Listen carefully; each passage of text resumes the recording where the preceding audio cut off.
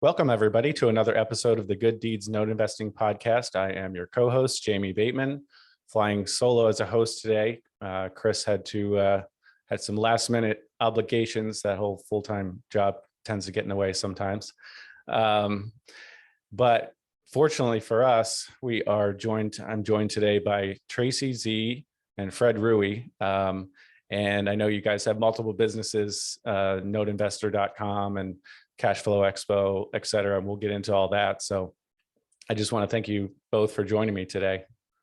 Yeah, thanks for having us. Thank you. We really appreciate it. And we appreciated your presentation at Cashflow Expo. We really like the Good Deeds Note Investing Podcast and your Facebook group. So thanks for having us be part of this.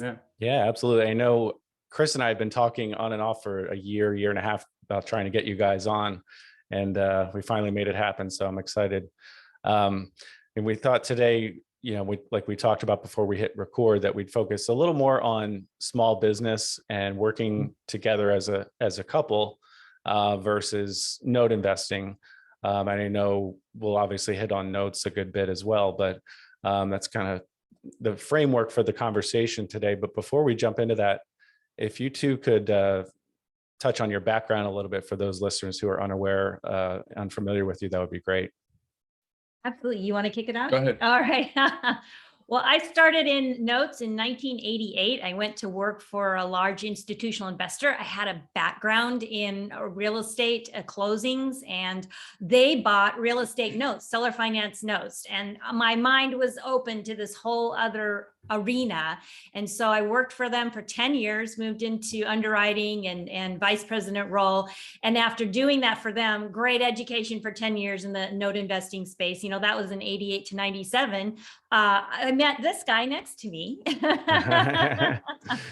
And so the note business introduced us, and I'll let him tell his background because he came at from a different perspective.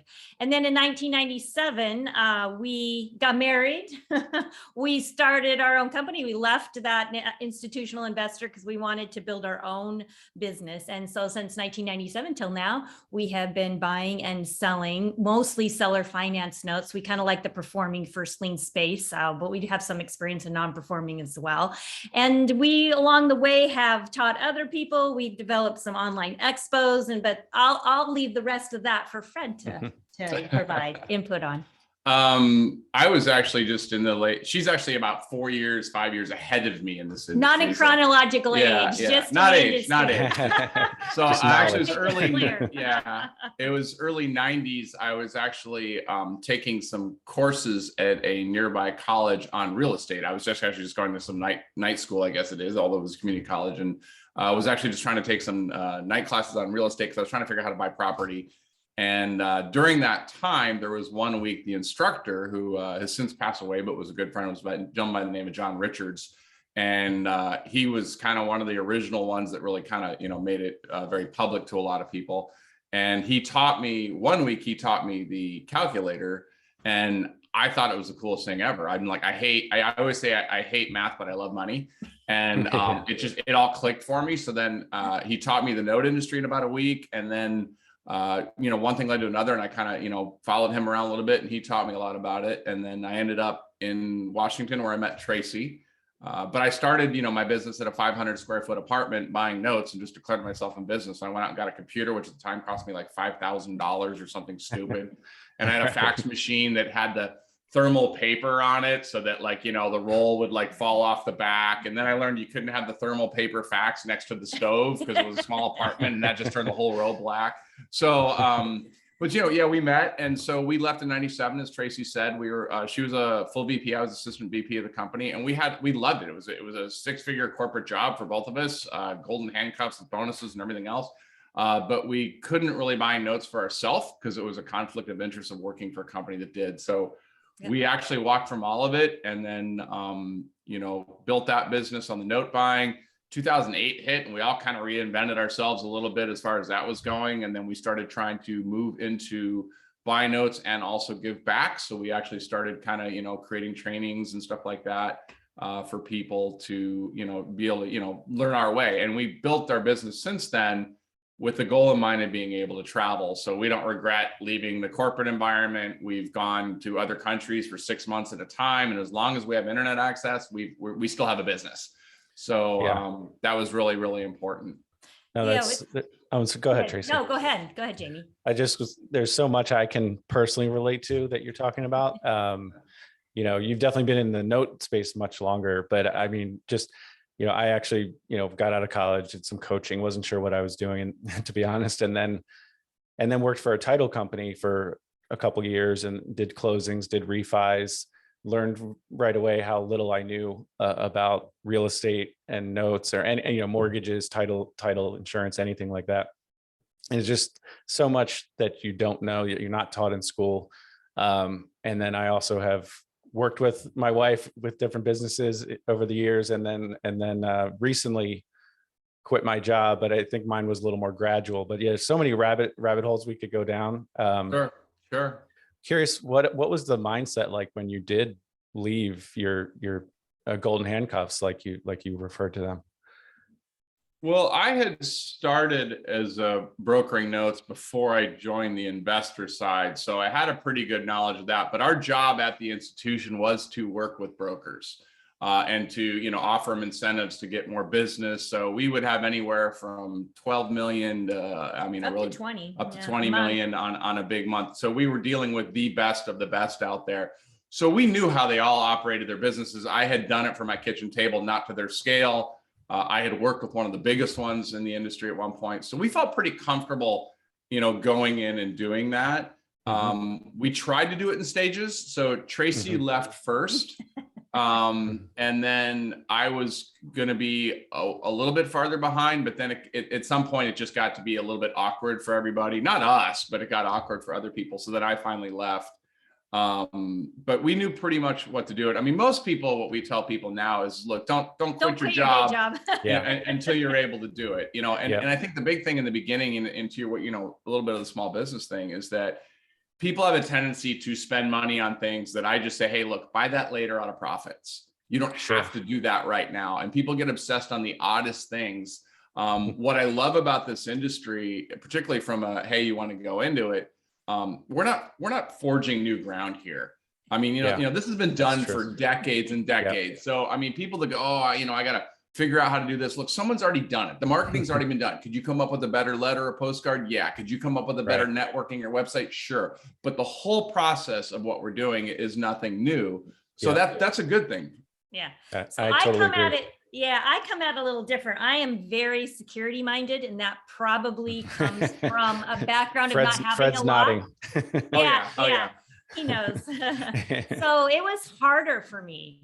It was much harder for me because I do come from a background. I didn't have a lot, and I worked really hard to build something and have the security, not the money for the money's sake or the prestige, but the security. And so moving to not knowing confidently where your next paycheck was coming from was a big stretch for me. And I'm glad I made it, because the freedom that comes along with it, with time and intention and ability to spend time with my daughter when she'd get home from school and all those things were fantastic. That was a mind shift for me, and moving from a scarcity mentality to an abundance mentality.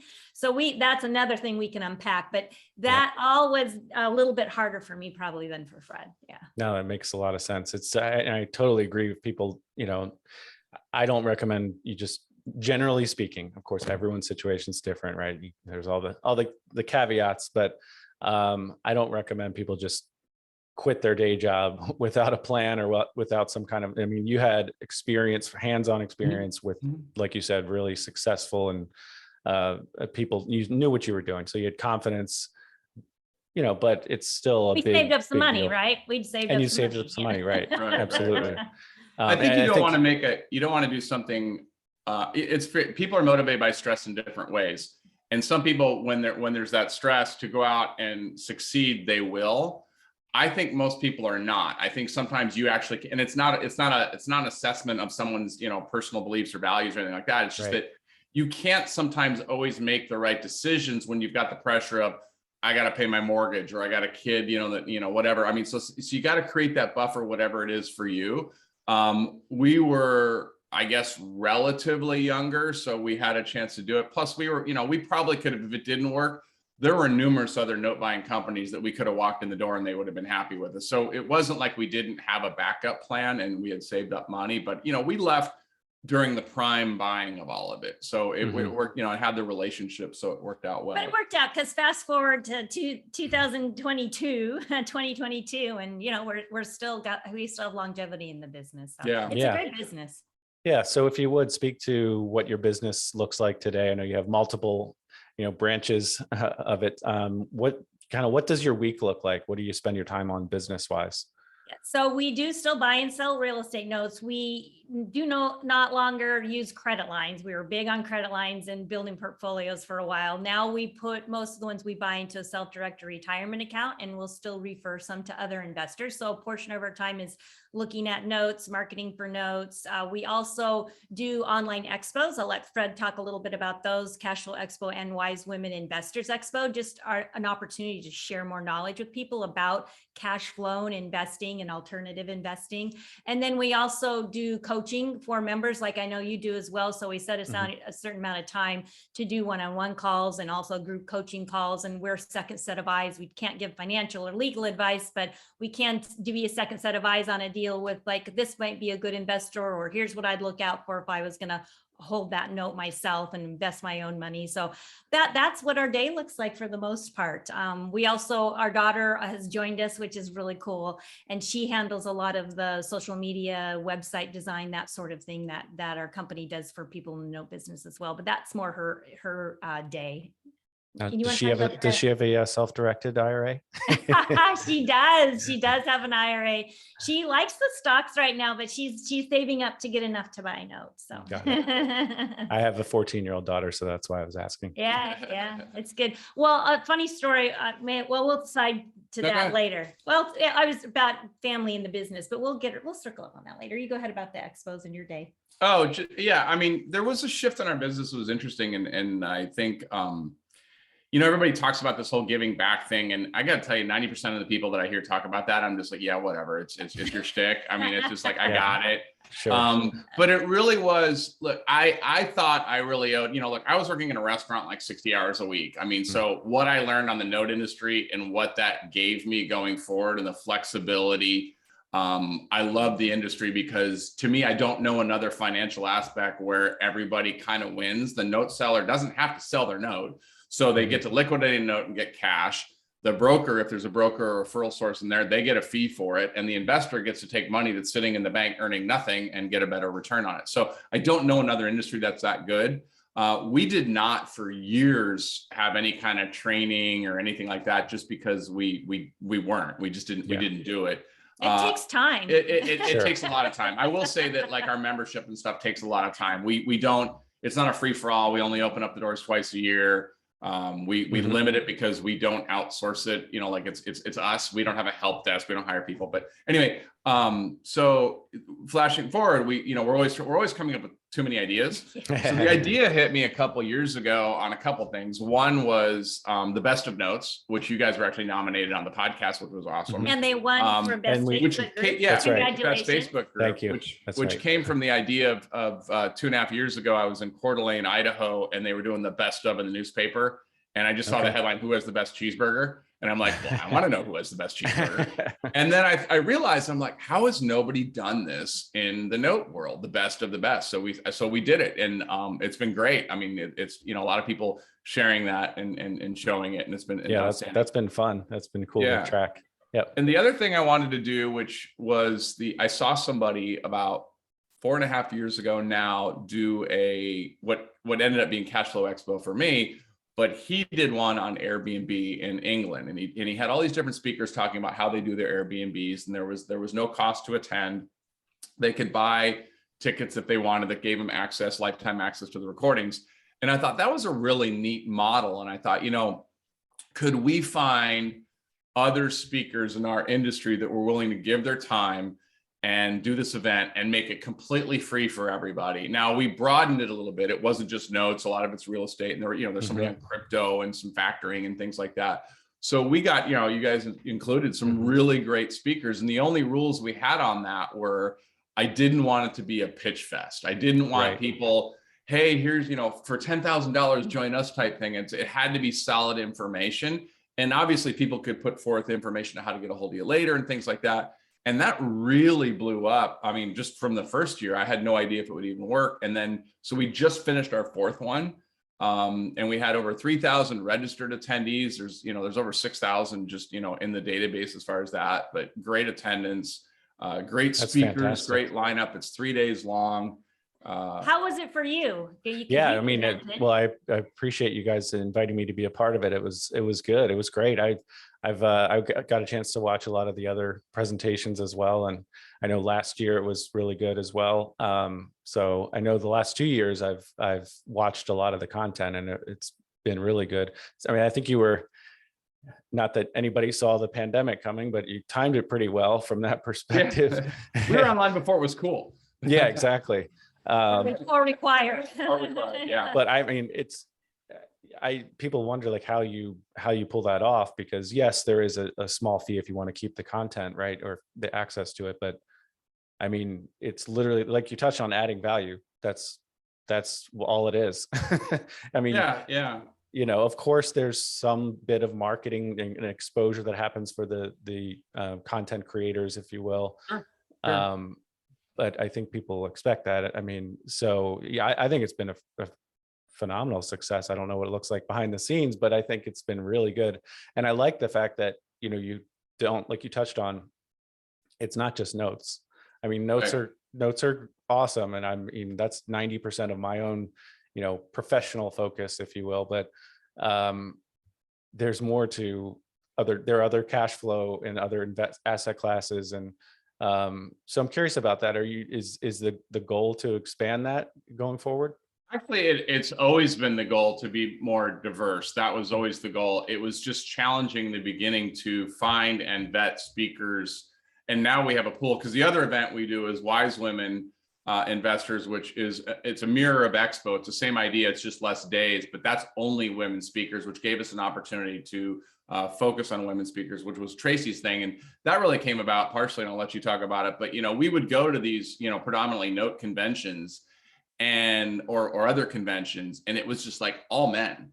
Like women aren't in the industry or haven't been in the industry for a long time. And so and I know that should be different, because I know Mm-hmm. lots of women that are in the industry, just maybe not up on the stage. And so I thought it would be a really nice opportunity for women to see other women in the industry and speaking about different kinds of investing, because when you see other people doing it, you go, hey, I can do that too. You gain a little bit of confidence. So that's another avenue. So we'll have our third year of Wise Women Investors this year. So we're a year behind. Yeah. And I want to touch on one thing about that, though, to people listening necessarily, is that all the data shows that the fastest growing group of investors in managing their own money is women, but they also manage the household money more than the men do. And they also dictate where that money goes. So, so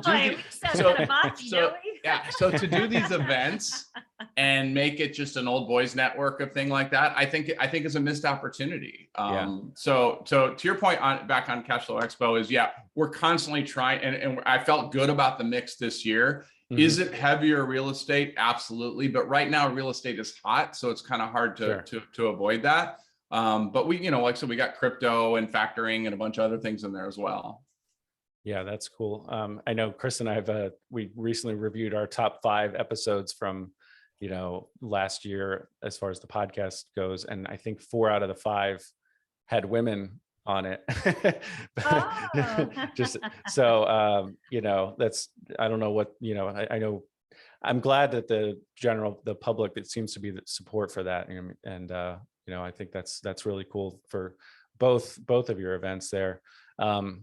So as far as working together, as a family now, I know from personal experience that can be challenging. My wife and I did. No, it's all great. It's just great. Us, I guess. It's just us. Nothing comes to mind. Except for something right before we hit record, probably. No, but my wife and I, we have a rental portfolio. We did rehabs together, and and we grew that portfolio in Maryland, and then she also technically was my only employee for Labrador Lending for a while there until the pandemic hit, and she kind of had to transition to being a stay-at-home, teacher. But it's not easy. And so I'm just curious, and you've got multiple, running a small business by yourself is not easy. I mean, just period is not easy. So I'm curious if you could speak to some of the challenges and how you've addressed those. It doesn't have to be too personal, but how do you separate, your personal life from your business? How does that work? Give us a peek behind the curtain. I think showering is important. I think, showering's good. Yeah, I think no. I think there are two things, and it depends on the makeup of the personalities. You want to go first? No, you go. So the two takeaways I have right out of the gate, I think, would say is that, particularly when you're dealing with two very dynamic personalities, first thing, what's most important, we learned early on, which we, by the way, learned on putting up a closet organizer. We both can't take the lead on a project. We have to have very separate responsibilities. So any couples problems that become challenging are when we overlap. So we try to have, okay, this is your job, this is my job. Or if it's something we're both going to have to do simultaneously, we basically just say, okay, you this is your baby. So I'm going to take a step back and I'm just going to do what you tell me to do on this project, because you really get into tension on that unnecessarily. The couple thing can be really strong, but it can also be a problem. So like if you come up with something and you give it to the other person, but hey, look what I, it's like a kid. It's like, look what I made. And, any bit of criticism, which is legit criticism, right. Just goes, you take it wrong. You take it personal. You take it personal. Yeah. So you really have to frame that going into it. So we both do that. The big thing is separate responsibilities whenever possible. And when you have that overlap, recognize where you're coming from. The other thing for me is that we have separate offices. I just don't think you can work in the same office. But one thing I had to realize early on was we have different techniques of doing something. This is very much when we were on the phone a lot with note sellers. I would listen to her on the phone and I'm like, oh, I would never say that. Because I had more experience of phone time with sellers. She had more experience on the investor side at that point. And I'm like, oh my God, why did you say that? And she would have the same with me. And you have to realize that you have different styles and be confident in knowing that that person is going to get to the finish line. It's just not the way you would do it at all. And so I think for me, those were the two big things. What about for you? Yeah. That's good. Well, I was going to say, don't work in the same office. We learned that. We thought we could. She's very loud. No.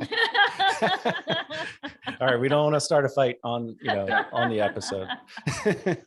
Could be the most viewed ever. That's right. Yeah. Exactly. The rest of the session is now pay-per-view. So it's like reality TV, right? That sells.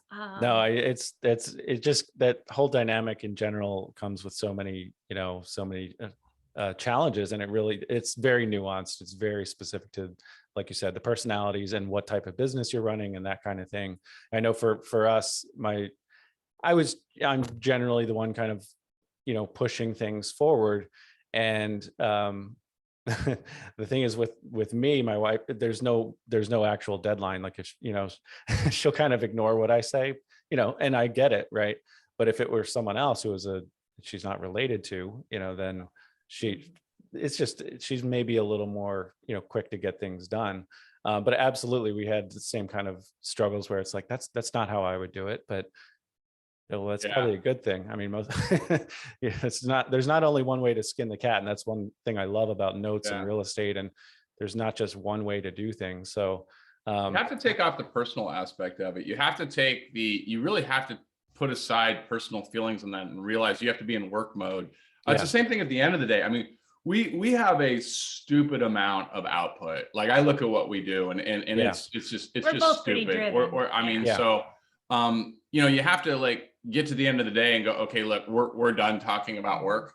Because we also like what we do, which means it can blend into other conversations. And that's a problem. So you have to kind of shut that off. Same thing in the morning. If somebody's up before the other person, hey, there's, until I finish my cup of coffee, my first cup, we're not launching into any work stuff. I mean, it's just that's kind of the rule. We'll do that to each other. If somebody starts in the conversation, we'll look down at our cup. Yeah, we'll show our cup like, Clearly not empty yet. So, bottom of that one yet.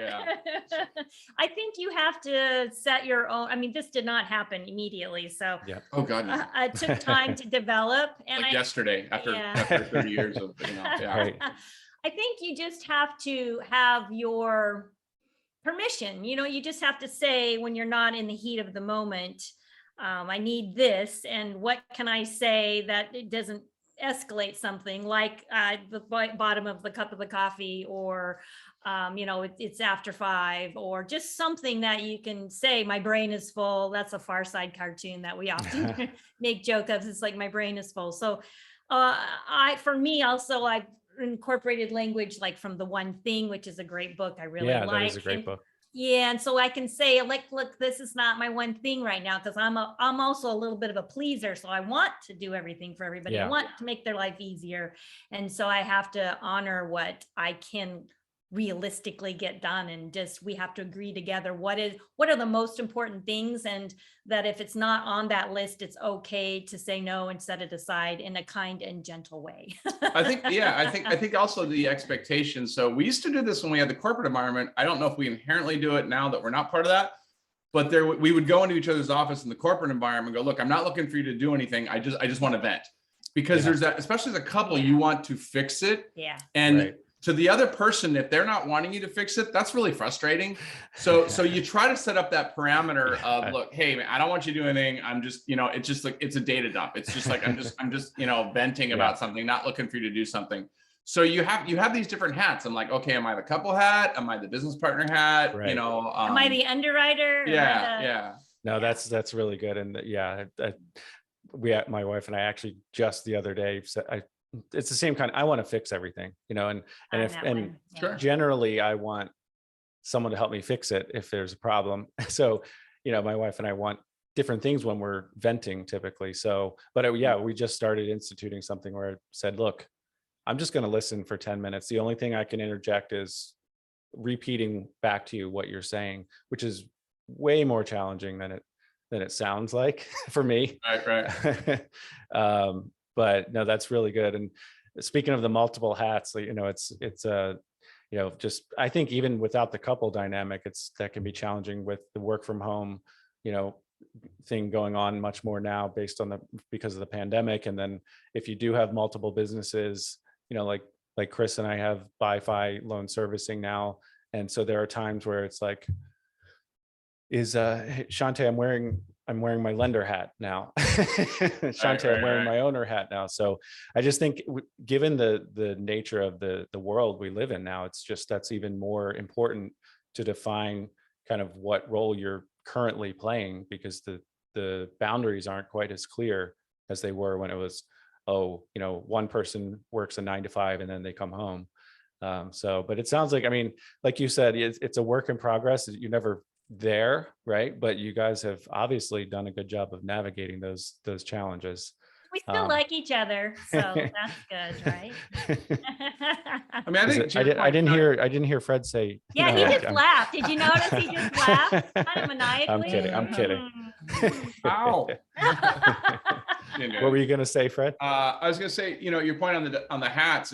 Now, because of the speed of which everything happens, you have the different hats, and that's where, like, the book, The One Thing and stuff like that starts to help as far as, okay, what am I going to focus my efforts on? Mm-hmm. And what action is truly going to move the needle. So I get sucked up into busy work, but not productive work. Mm-hmm. We're going through a thing right now on the marketing company side where we're having to go, okay, there are certain clients or certain things that just, we can't do everything. So you just have to go, okay, what do I have to let go? Because it's just too much or too busy or outsource So you're constantly having to, look at that. But we keep pretty much in touch as far as what we're working on and what the highest priority. And I just sent her an idea that I thought was spectacular yesterday. And she's like, I don't have time for this. I don't want to deal with this right now. I didn't say it like that. She said, no, my plate's full enough. And I'm like, I didn't have. Let's revisit this in 2035, whatever. Well, and and it's true. It's like, it could be a genius idea, but there's also the opportunity cost of what Tracy's not then going to be able to work on. There's an analogy I heard a long time ago, particularly when everybody talks about teamwork.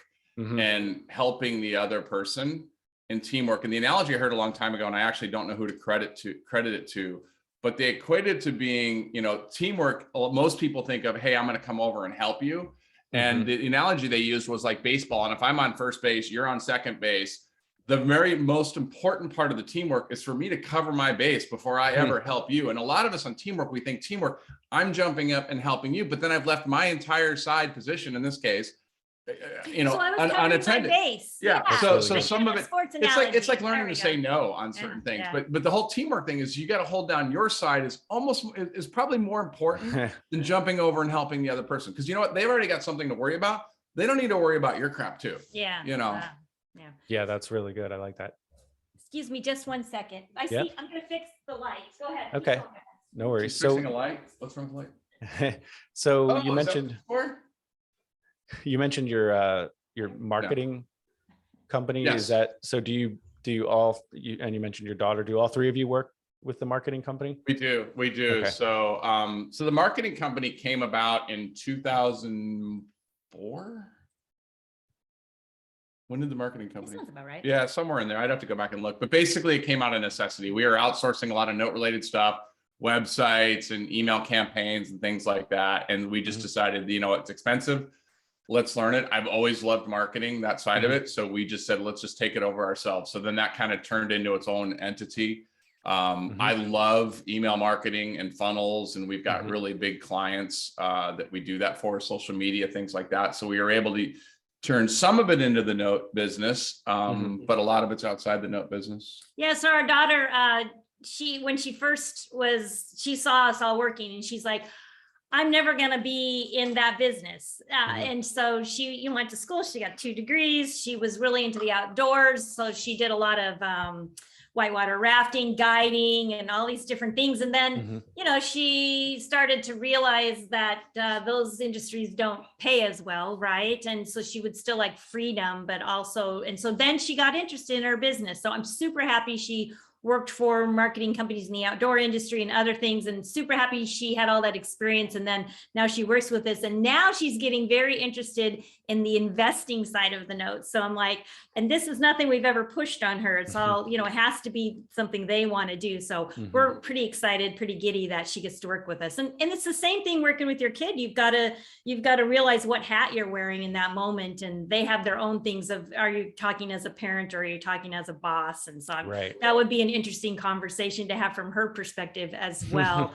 But we've always said to ourselves, I've always said, we're your parents first, I'm your mom first. And so that comes first. And just like with Fred, I'm his spouse, I'm his life partner first, and then I'm his business partner. So if I have to choose between what's the best reaction in that moment, I just remind myself of that. That has served us well so far.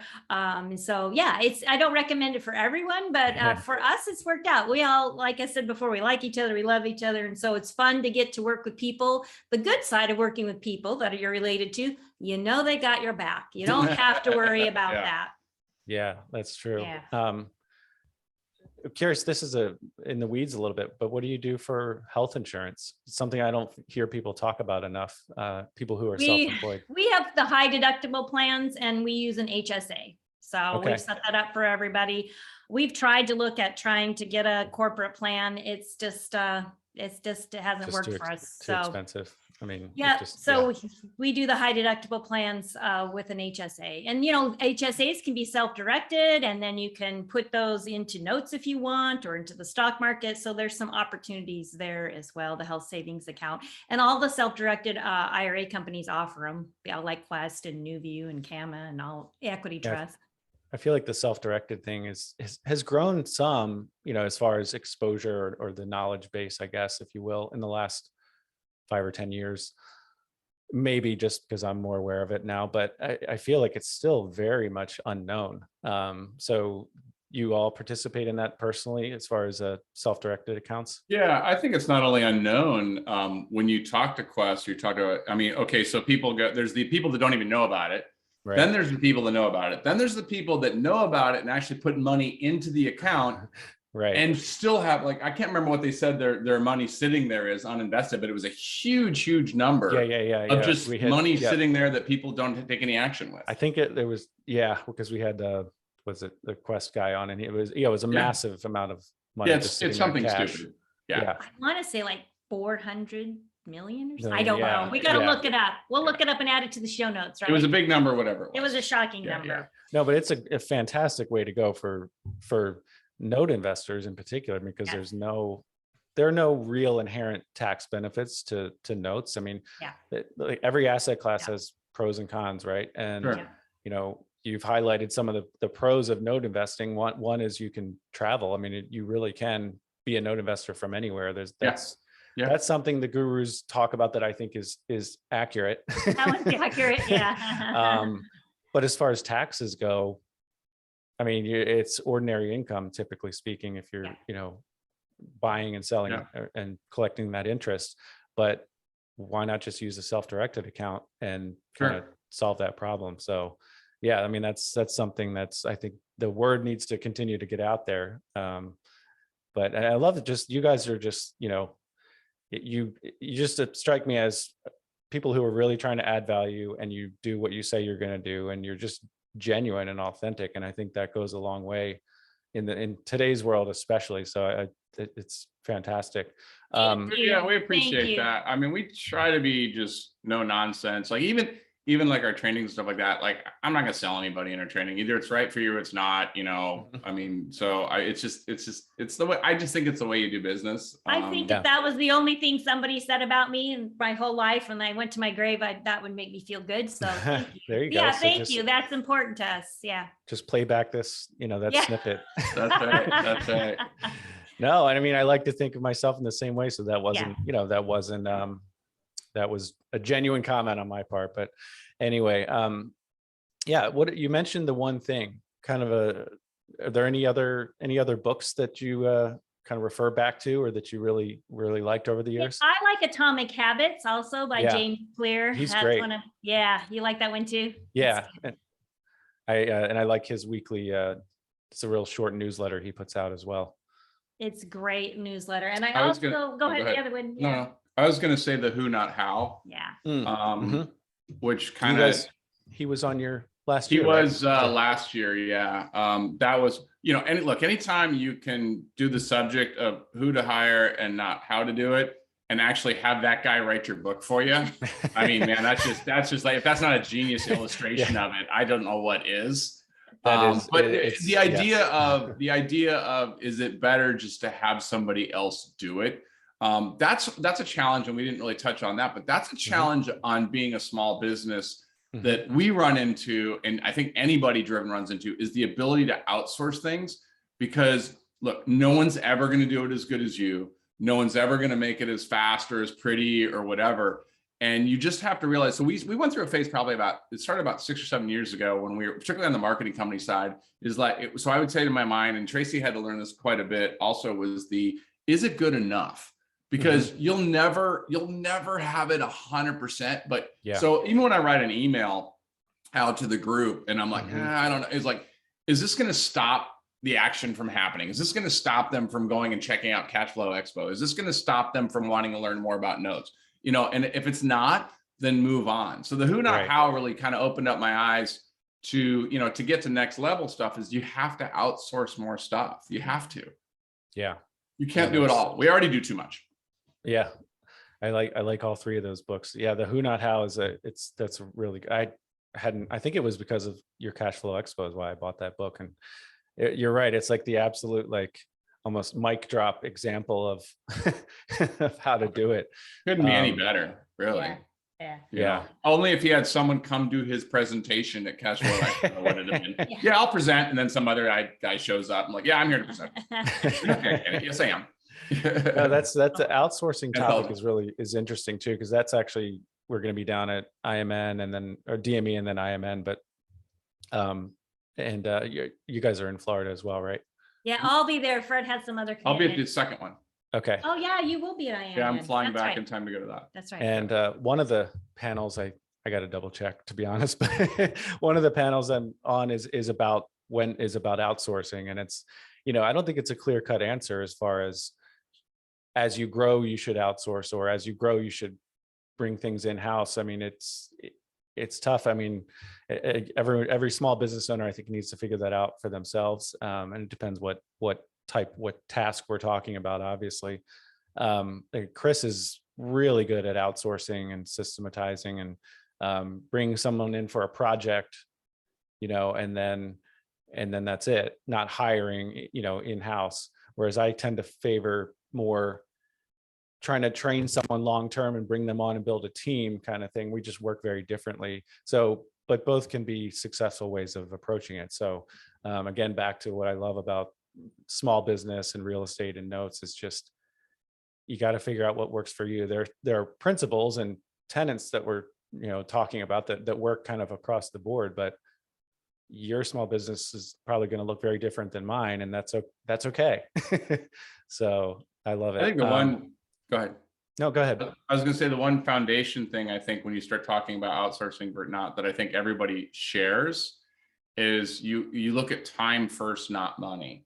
So look at what's taking you the most time. Don't even talk about what is it cost to outsource or what income's coming in. What's taking you the most time? Because that's probably the biggest thing that's identifiable.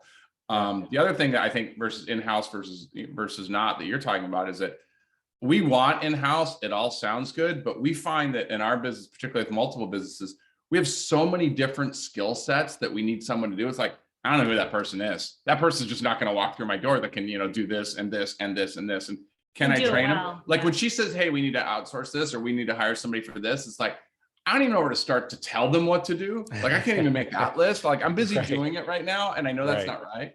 Yeah, we do struggle with that. That's on our list. We need to reread the book again this year. No, and I think it's, you're just being real. You're always working on, okay, putting together SOPs, or we're using Loom more now for how to do things. And that sounds good. But like you said, Fred, I actually have to get stuff done now. So it's easy to talk about. It's harder to do it. So it's like the expo. I could outsource the expo as hard as I could still get the speakers and have someone do all this building and someone else, manage the sponsors and all that other stuff. But between the three of us, we do it. Because I don't even know where I would start to do all the SOPs of what it takes to do it. Because it's a beast behind the scenes as far as coordinating, but it's only once a year. Yeah. Right. But so speaking of the expo, can the listeners still access that content now? They can. It's closed. So when we do the expo live, every session's up for 48 hours, but they can actually still go to Cashflow Expo, and there is a link to be able to buy it at a discount too. So if they want to get all the sessions, and then they have lifetime access to it at that point. Okay. And then we also had a few giveaways just for your listeners on some note stuff too. Yeah, we did. We were, if it's okay to share. Yeah, go ahead, please. Excellent. At noteinvestor.com/good deeds. We had the 21 tips to note investors, 5 ways to use cash flow on notes. And then we have some free videos on note investing 101. Yeah, we got a 101 series. It's pretty good if someone just wants to know a little bit more about notes. And there's nothing for sale there. You just watch the videos and learn and, No, that's great. I definitely recommend people check that out. I'm on your site right now, and I can tell you guys, it's just quality content, and you know how to write, you know how to present things. It's professional, and obviously you have experience over decades with investing in 32 notes, years. Wow. I don't think it's important to keep throwing out the years. I don't think it's. I meant added together. I don't think it just reminds me how much older I'm getting. It's like we still remember in our minds. It's like you don't gauge getting older by yourself. You gauge it by your neighbor's kid. You're like, hey, where's little Jimmy? He's like, he's at college. And I'm like, what? We used to be the kid across the street is driving now, and I'm just like, what just happened? Oh my exactly. gosh. Yeah. So since this is the Good Deeds Note Investing podcast, we'd like to highlight a good deed that you all have done, whether inadvertently or not, but how someone else has benefited from your business and your note investing. So we'll put that there, and then also a note and bolt. So if one of you could take one and the other take the other, throwing you for a loop here, but a note and bolt is just a nugget of wisdom for the listeners. So yeah, have at it. Want the nugget? I don't care. Either go one. for it. You pick one. Go. No, you pick. I'll take the nugget. That's fine. No, So you she take said, what you want. no, that's fine. So right. note and bold, just a nugget of, training wisdom or something, whether it's small business or something about note investing that maybe wouldn't the listeners wouldn't get in another training seminar, or it's just a piece of advice looking back, Please, a piece of advice looking back, that you'd give to maybe a new note investor or a new entrepreneur. I mean, I kind of would go back to what I said a little bit earlier, is that, align yourself with people that are, giving of the information. It's an abundance mentality. Like I said, you don't have to reinvent the wheel. Buy things later out of profits. If you want to have a super fancy website, or you want, whatever, buy it out of profits later. Don't put that pressure on yourself in the very beginning. And find something that, I don't think you have to spend, $100,000 to learn this business and stuff. There's a lot of good free information. I mean, even on, like you said, noteinvestor.com, I don't know how many articles. We got like 400 articles on there that people just read for free. Right. How did you get Note Investor? Look at the podcast. Group on Facebook. So much. How'd you get that URL? That's a pretty good one. We've actually had it for 25 years or whatever. It's been. I love, just to piggyback, I love the whole, you don't have to reinvent the wheel. You mentioned that a couple of times. And that for me gave me a lot of confidence as well, just initially going into real estate investing, because I'm not coming up. I don't have to be the next, Elon Musk here. It's like, it's been done before. Yes, I could tweak it. Yes, maybe I can make this better or improve this part of the process. But that gave me a lot of confidence to move forward, just seeing that other people have done it. I think the only thing I would add also is that, and we've always had this rule, no one's going to watch your money like you. Yeah. So, sometimes you want to take a shortcut and go, hey, somebody says, hey, if you just invest with me, I'm going to be buying notes, or if you just do this. And we don't recommend that. If you're going to buy somebody else, then your name needs to be on the paperwork. You're not investing with somebody else. Nobody watches your money like you. And I don't say that to scare anybody. I think that's just a good rule of thumb, regardless of what you're doing. But you really should just, you can't rush it. I mean, don't force the deal. If you're going through and you're on the fence, then don't buy that deal. And if somebody, broker it and, make a few bucks and something like that, but don't put your own money in that deal. Mm-hmm. Yeah. What about you? Great. What's your good deed, Tracy? Yeah. The good deed. So the good deed, it's interesting because I'm sitting here, what do you pick? Because you can tell stories where you helped somebody, especially in seller financing, that was able to buy a home that was turned down by a bank, and now they own that home. And we have several of those sort of situations. That is really a good feeling. So I really think seller financing serves that segment of the market well. Mm-hmm. But I think what was in my mind, because maybe it just happened recently, was we had a person we were working with that found a deal, and they bought a little partial, and it was all new to them, this whole partial concept. And, so many people say, oh, you can't buy full, sell partial. You can't do those things anymore. That's the old way. And I'm like, you can still be done on certain deals. And they found it. They learned how to use the amortization schedules, how to use a financial calculator. And it was like, it all happened in this short amount of time, because they bought the note, they bought the partial, and it paid off all within a year. And they had this crazy great windfall. It was just fun to see that excitement and giddiness and helping somebody else do the same thing. That still gets me excited about the note business 30 years later. So I've taken a lot more joy out of working with people to do the same thing than I can't say my older self would have enjoyed that as much as, or my younger self would have enjoyed that as much as my older self does. So I'm enjoying that aspect of my life right now. I think that's really good. I get a similar, just with my mentorship program, which is not robust. It's not my main focus, but similar thing, where it's actually one of the people I'm working with said, recently, you don't charge enough.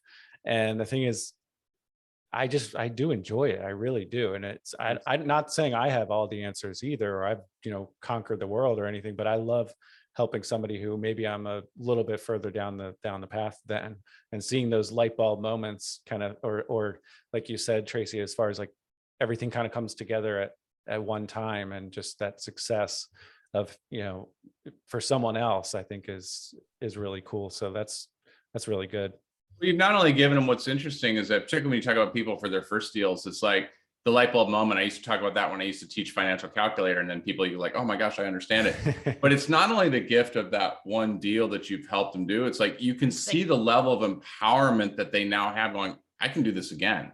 And this does this. And so, even if somebody just did 4 deals a year and it was an extra, 15,000 or whatever it was, if they were brokering and we're like that can have an impact on something. We have a saying that we say, even before we made a lot of money, was the whole never think $500 isn't a lot of money, because it is to somebody. So, don't ever think $500, whatever it is not a lot of money. Funny enough, that's our threshold of money we spend before we talk to the other person. Yeah, still, even now. Yeah. So I buy a lot of things at $4.99. Right. Or just like installment plans. Yeah, exactly. That's funny. That's really good. This has been really, really good, guys. We've covered a lot of ground, and I think this is going to be a unique one for sure, in a good way. Just with the couples angle and the family angle and the small business and note investing, and we've hit a lot of really cool topics. Is there anything else you want to add? Doing what you're doing. I listen to your podcast. I enjoy it, and I like you got the way you guys approach giving as well. We need more of that in the industry. So thank you for having us on, and thank you for sharing. Your own unique aspect of how you come to the business.